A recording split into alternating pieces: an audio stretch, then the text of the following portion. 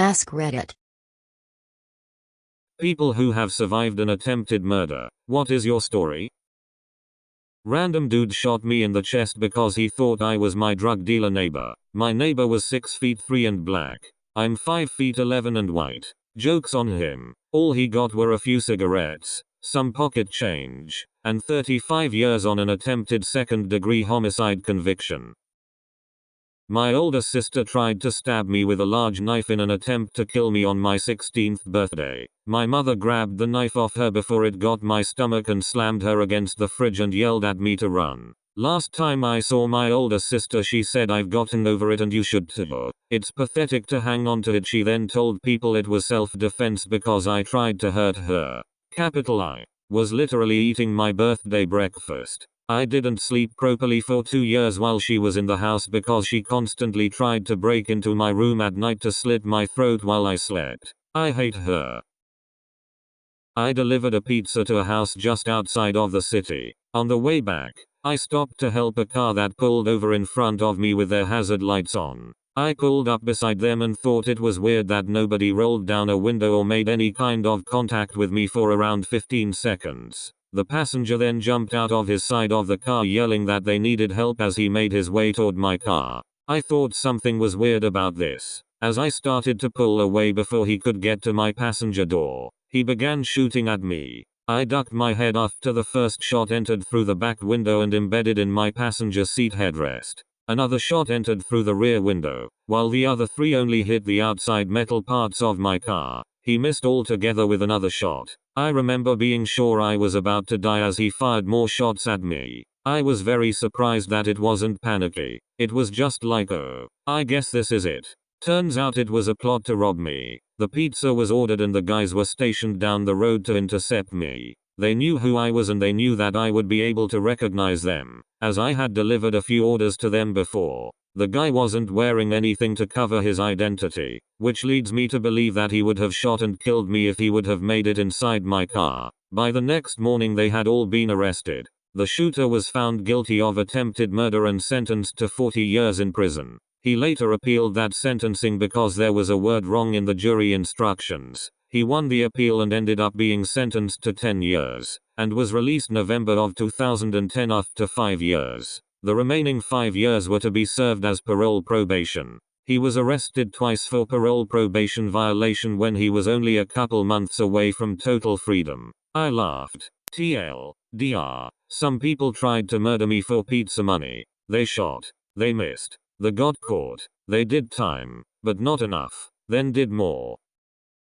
I feel like I am very late to the party, but my uncle was attempted murdered by random and pure bad luck. He was living in a high rise and some crackhead pressed every single buzzer. Someone let him in out of laziness, not caring, wanting the buzzer to stop. The crackhead proceeded to knock on every single door down the hallways and my uncle is the first to answer the door. The crackhead pulls out a pair of scissors and plunges them into his throat. The crackhead then nonchalantly walks out of the building and says to a passing couple, "You should probably call the police because I just murdered someone." He was picked up very quickly, and my uncle survived for a year or two before his epilepsy killed him. Edit. In addition, it was a very small world, as my uncle went to school with this crackhead 30 years earlier, and knew his name to identify him. Not that there needed any more evidence in the case.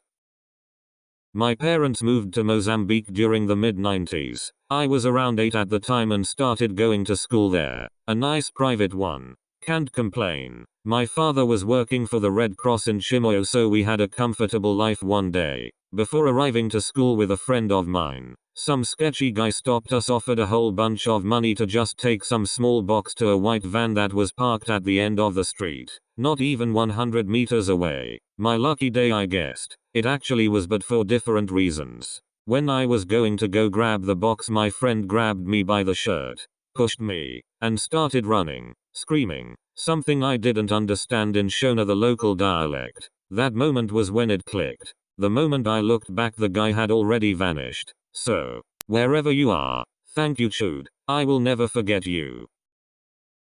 My mom attempted to murder me and my sister when we were younger. She was going through a psychotic episode and pretty suicidal, and I said the wrong thing that set her off. She chased us down to the basement with a knife. We ran into my room and my sister hid in the closet while I tried to fight my mom off at the door. She was trying to push it open while I was trying to push it closed. It was a back and forth struggle until she put her hand in the door. I think she was trying to engage my non-violence because she thought I wouldn't shut the door on her hand. But I slammed the door over and over again until her fingers broke.